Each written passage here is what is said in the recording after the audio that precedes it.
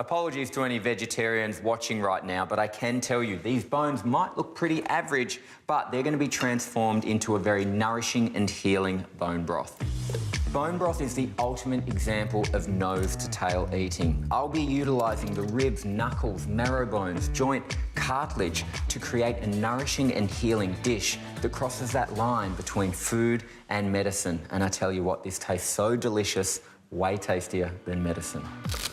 You make bone broth the same way that you make any base to a soup or a stock. You combine the bones in water with a base of nutrient-rich veggies, and then you add apple cider vinegar, which helps us extract as many nutrients from the bones as we can. Bay leaves and peppercorns add some flavour, and it's really good to go. So I guess the difference between cooking a regular stock and a bone broth all comes down to time. We want to extract maximum nutrients from this, so I'm going to cook it for between 12 and 24 hours. Bone broth is a big pill in a pot, but if you're not feeding your gut with good bacteria, it's not going to have optimum effect. So get your gut in order first by creating good gut flora, as Eliza Milsom from Swiss explains. If our gut isn't, or our microbiome isn't functioning properly, then we can't actually absorb the nutrients that we're eating from our food. So it's really important to keep the gut and the bacteria in balance in order to support that. How do we know which probiotic to choose? So it's really interesting because I think a lot of people are under the misconception that any probiotic will actually help. However, we now know through research that bacterial strains behave really differently in the body. So it's really important for us to pick the right bacteria strain to get the desired outcome that we're looking for.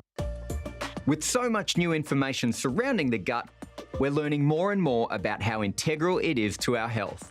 What are some other areas of health that probiotics can support? 90% of our immune system actually resides in the gut. So I kind of like to see the gut as like a little hub of the immune system, and essentially a probiotic can help to balance out the immune system, as well as when we're sick with symptoms like a cold and flu, a probiotic can help to, I guess, reduce the symptoms and also support women's urinary tract health. Irritable bowel syndrome can be managed with the use of a probiotic too. And then if we're also suffering from mild digestive complaints, a daily probiotic can help also. Fermented veggies and bone broth are rich in bacteria, just like a probiotic is. So if we can add these into our diet every day, it just gives us that extra boost so they can help to keep the gut in balance. It's really important that we look at gut health as a long-term thing, and to have longevity, we really need to have that healthy lifestyle long-term.